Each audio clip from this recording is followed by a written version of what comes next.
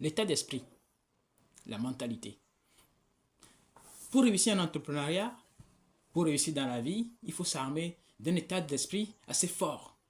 Il faut s'armer d'une mentalité d'enfer, d'un mindset. Mindset. C'est ce que nous entendons de beaucoup d'entrepreneurs, beaucoup de gens sur Internet, ceux qui sont dans le développement personnel, ceux qui sont des entrepreneurs, ceux qui sont des formateurs, ainsi de suite, des coachs. Mais est-ce que réellement nous comprenons ce que ça veut dire mindset? Ça, c'est le terme anglo-saxon. Mais en français, nous faisons la, la différence ou l'amalgame ou encore le synonyme entre la mentalité et l'état d'esprit. Est-ce que la mentalité et l'état d'esprit veut dire exactement la même chose? Qu'est-ce que c'est? Bonjour, moi je suis Kelly Ayaba, je suis entrepreneur, je travaille principalement sur la rentabilisation des affaires à travers l'entrepreneuriat, à travers l'intelligence entrepreneuriale. Aujourd'hui, je souhaite partager avec vous ces deux notions-là qui sont extrêmement importantes dans la réussite, dans le quotidien de chaque individu, des institutions, des chefs d'entreprise, des chefs d'équipe, des jeunes entrepreneurs, des ambassadeurs, tout le monde. La mentalité et l'état d'esprit. Qu'est-ce que c'est que ces deux notions-là? Je vais vous présenter les situations et vous-même vous allez en juger. Après, je vais vous partager avec vous une notion, une technique extrêmement puissante qui peut vous permettre de pouvoir vous en sortir vis-à-vis de ces deux notions-là.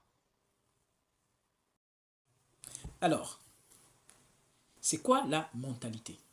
La mentalité, sa définition selon le dictionnaire, c'est ensemble des croyances, des valeurs et des habitudes de pensée acquises sur le long terme, souvent influencées par la culture et l'éducation. Qu'est-ce que c'est l'état d'esprit? L'état d'esprit, c'est la disposition psychologique temporaire influencée par le contexte, les émotions et ou les événements récents. Alors, les différences clés sont en 3 points. La mentalité est durable et profondément ancrée, tandis que l'état d'esprit est temporaire et fluctuant. La mentalité est collective ou individuelle et évolue lentement, alors que l'état d'esprit peut changer en quelques instants selon les circonstances. 3. La mentalité façonne la vision du monde, alors que l'état d'esprit influence les réactions et les décisions immédiates. Je donne quelques exemples. En entrepreneuriat, par exemple, un entrepreneur peut avoir une mentalité innovante, croyance en l'importance du progrès. Avant un pitch devant des investisseurs, il peut adopter un état d'esprit combatif, motivé et déterminé à convaincre. En conclusion, la mentalité est un cadre de pensée global et stable, tandis que l'état d'esprit est une disposition passagère qui varie selon les situations. J'espère que jusque-là, on se comprend.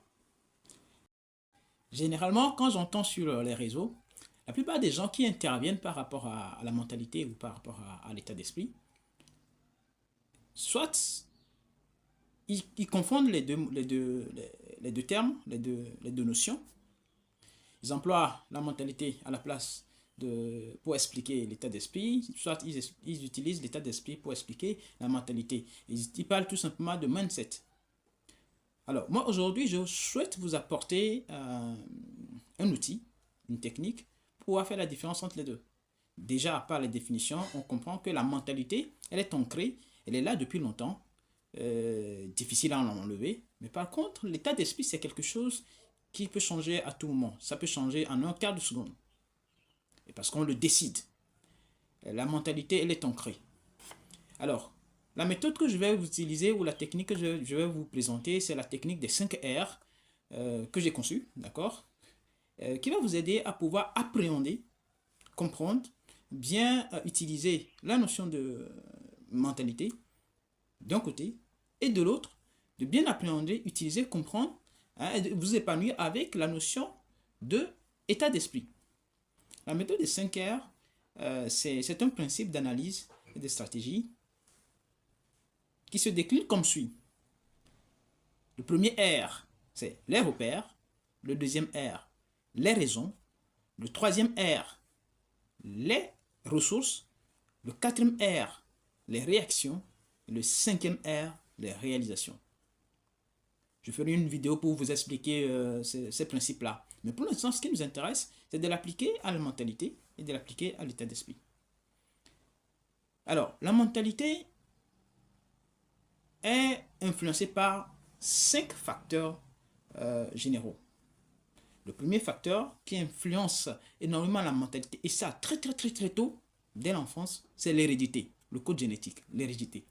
L'hérédité, ça influence beaucoup la mentalité. En ce sens, par exemple, vous savez, il y a des gens qui sont nés colériques.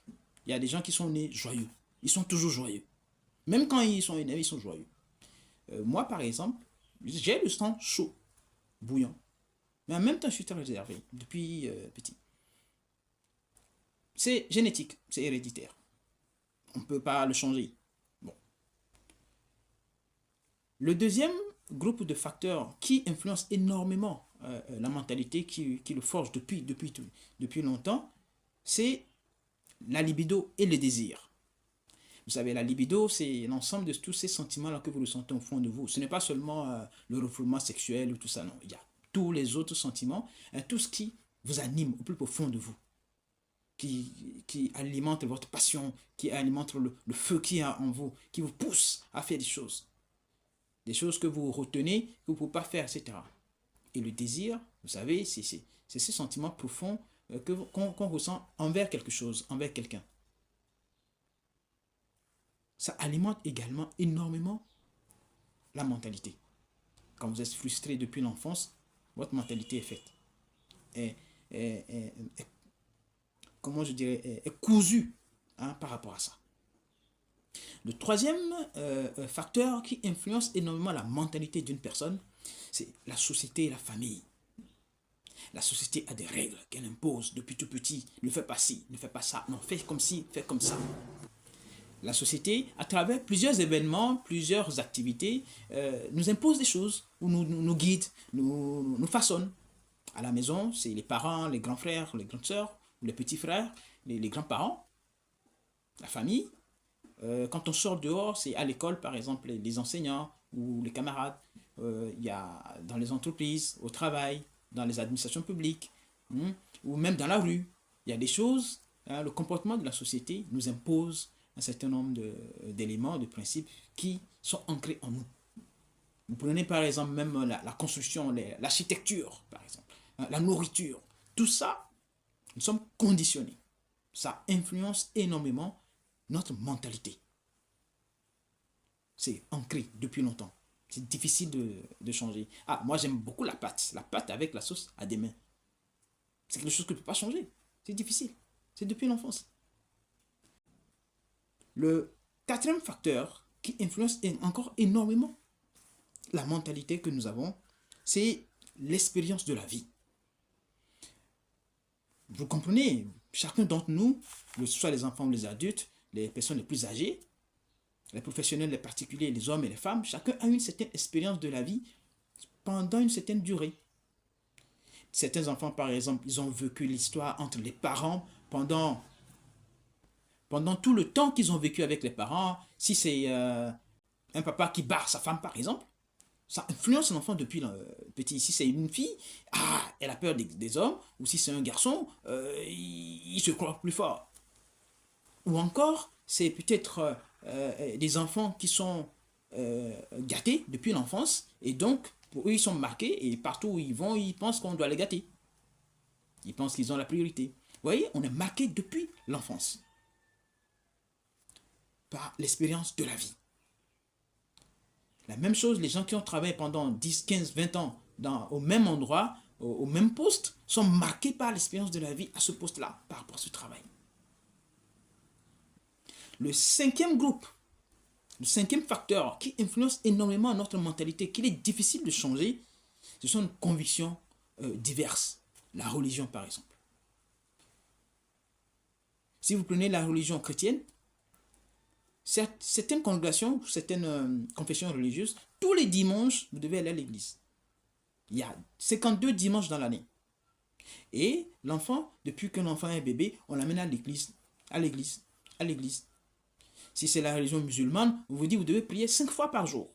Et depuis l'enfance, vous êtes habitué. Ça influence énormément la mentalité. La philosophie, par exemple. La façon de penser. Le milieu dans lequel vous avez vécu, la façon de penser, influence la mentalité. La politique, c'est pareil. Les convictions. La tradition également. Ah, c'est comme ça on fait chez nous. Ça nous a marqué depuis longtemps. On en a trouvé peut-être que les côtés bénéfiques. On n'a peut-être jamais vu les côtés néfastes. Parfois, on a vu que les côtés néfastes, on n'a jamais vu les côtés bénéfiques de la tradition. Du coup, on est marqué. Et c'est difficile à enlever. Ça, c'est la mentalité. Ça prend du temps si on veut la changer. Ça prend du temps. Ce qui fait que dire à une personne de changer sa mentalité, c'est très compliqué. C'est quelque chose de presque impossible à faire. Je dis seulement presque. Ça peut se faire, mais ça prend du temps pour changer une mentalité. Demander à quelqu'un de changer sa mentalité, c'est de lui demander de changer son hérédité, l'héritage qu'il a, l'hérédité, la façon dont il est né. S'il a la tête ronde, il a la tête ronde. S'il a la tête carrée, il a la tête carrée, on ne va pas le changer. Et c'est comme ça qu'il va aller partout. Il y a des enfants qui sont moqués à l'école parce que leur forme physiologique est différente. Donc on se moque. Et ça ancre, ça rentre dans la mentalité. On ne peut pas changer ça. Demander à quelqu'un de changer sa mentalité alors que cette personne est toujours moquée parce que par rapport à tel ou tel élément, ce serait difficile de demander à cette personne de ne pas prendre ça en compte dans sa vie. La mentalité. Il est difficile de demander à quelqu'un de supprimer ses désirs ou de supprimer sa libido parce que ça fait partie de sa mentalité. Ça influence sa mentalité. Il est difficile de demander aux gens de supprimer tout ce que la société leur a inculqué. Il n'y a pas que du mauvais. Demander à quelqu'un de changer de mentalité, c'est difficile. Maintenant, venons-en à l'état d'esprit. L'état d'esprit, comme nous l'avions vu tout à l'heure dans la définition, c'est quelque chose de passager. Et c'est volontaire. On peut décider d'avoir tel ou tel état d'esprit. À partir de ce moment-là, ça veut dire qu'il y a quelque chose qu'on peut faire. Et donc, sur la base des 5 R dont je vous ai parlé tout à l'heure, je propose cette technique pour pouvoir appréhender l'état d'esprit. Le premier élément, le premier facteur qui influence notre état d'esprit, c'est la connaissance de soi. Lorsque vous êtes en formation en développement personnel ou vous suivez des informations sur Internet, on vous parle de la confiance en soi. Mais généralement, j'ai remarqué qu'on n'explique pas très bien la confiance en soi aux gens. Et la confiance en soi, ça vient d'abord et avant toute chose de la connaissance de soi. Est-ce que vous vous connaissez? Lorsqu'on vous allez chercher de l'emploi, on vous demande de faire un CV. Est-ce que vous pouvez faire votre CV?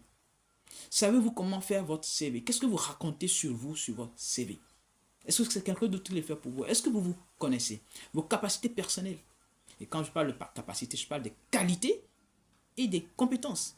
Les qualités personnelles, les compétences personnelles, les qualités professionnelles et les compétences professionnelles. Est-ce que vous les connaissez par rapport à vous-même? Tant que vous ne maîtrisez pas vous-même vos capacités, eh bien, la confiance en soi sera toujours difficile. Et donc, il faut faire un travail sur soi. Le deuxième élément qui influence énormément, le deuxième facteur qui influence énormément notre état d'esprit, c'est la compréhension des événements. Parce que l'état d'esprit, c'est faire face aux événements. Et dans l'exemple tout à l'heure, il est dit qu'un entrepreneur doit faire un pitch devant des investisseurs. Est-ce qu'il comprend la situation dans laquelle il va se retrouver? Les enjeux.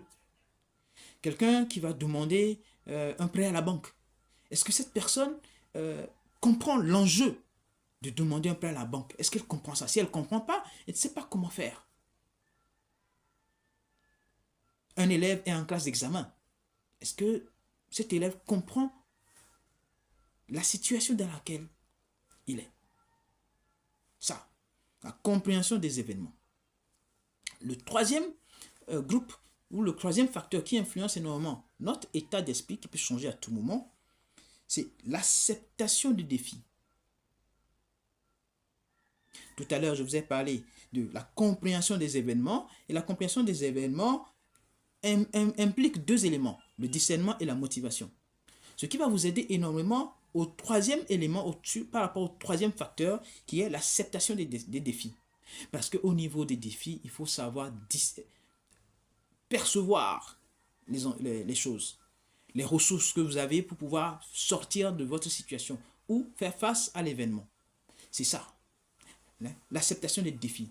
Tant que vous ne pouvez pas accepter qu'il y a des défis, qu'il y a des difficultés, il est difficile de pouvoir avancer. Mais quand vous incorporez, vous acceptez les défis, mais alors, à partir de ce moment-là, vous comprenez que si vous n'avancez pas, vous allez rester sur place.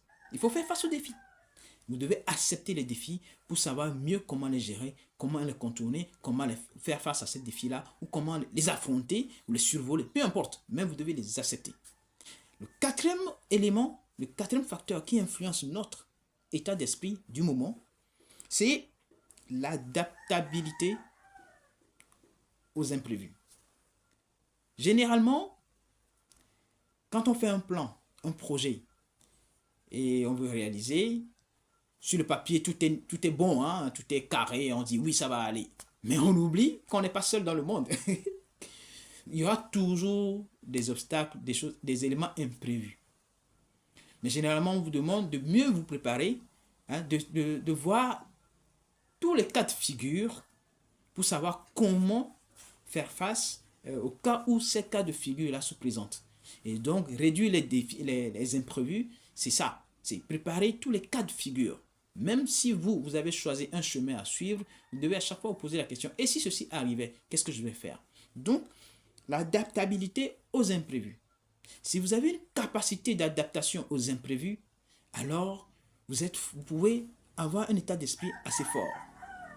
Et l'adaptabilité aux imprévus implique une bonne gestion de vos émotions.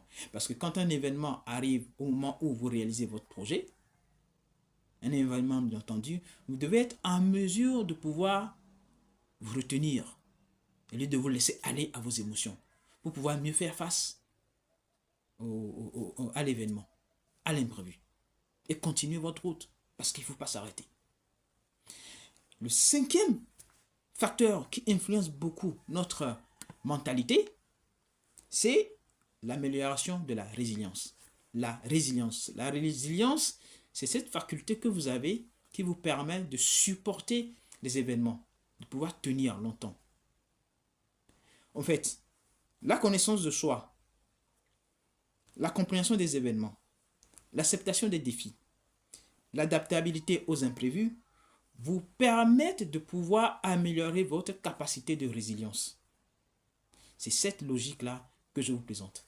Alors, ces 5 éléments qui vous permettent de comprendre comment votre état d'esprit va fonctionner, comment vous pouvez l'influencer, comment vous pouvez évoluer au jour le jour. Si vous arrivez à suivre cette étape-là, ou ces éléments-là, vous allez pouvoir vous en sortir. Le découragement va arriver. Comment reprendre courage? La perte de confiance va arriver. Comment reprendre confiance? Nous avons énormément de difficultés, de problèmes dans la vie. Au niveau des couples mariés, parfois, le monsieur ou la dame se décourage par rapport à son mari ou par rapport à la situation de la maison. Les élèves, parce qu'ils ne comprennent pas les cours en classe, ils se découragent. L'état d'esprit est affecté. Comment faire face à l'état d'esprit? Alors, moi, je suis Kelly Ariaba. Je vous présente ces différents éléments pour apporter ma pierre à l'édifice, pour pouvoir construire, déconstruire les mentalités, mais surtout au jour le jour, faire le combat du jour au jour le jour. Et ça, c'est un travail plus qui concerne l'état d'esprit. Quand nous arrivons à travailler très bien notre état d'esprit au jour le jour, nous pouvons mieux réussir à améliorer, apporter une certaine amélioration dans le temps, dans la durée, à notre façon de penser, à notre mentalité. Pour finir, les gens s'adaptent aux situations qui les arrangent généralement. Alors, spécifiquement par rapport à tout le monde et spécifiquement par rapport aux entrepreneurs, aux vendeurs, aux commerçants, les gens s'adaptent aux situations qui les arrangent. On ne peut pas changer les gens parce qu'on ne peut pas changer la mentalité des gens. Et soyez sûr, les gens ne changent pas, mais ils s'adaptent. À la partir de ce moment, travaillez votre état d'esprit et travaillez leur état d'esprit. Les gens sont dans un besoin. Apportez la solution à leurs besoins. N'essayez pas, ne vous occupez pas des autres éléments. Le problème qu'ils ont, apportez la solution. Si vous pouvez apporter la solution et laissez-les partir, allez s'occuper de leurs autres problèmes. Parce que vous ne pouvez pas les changer. Il ne s'agit pas de chercher à transformer les gens pour qu'ils deviennent comme nous. Il faut accepter la diversité, parce que dans la diversité, il y a de très bonnes choses. Je vous remercie d'avoir suivi cette vidéo. Mais si vous avez aimé le contenu, je vous invite à vous abonner, à partager, à liker et surtout à méditer là-dessus. Je suis Kelly Ayaba, on reste en contact.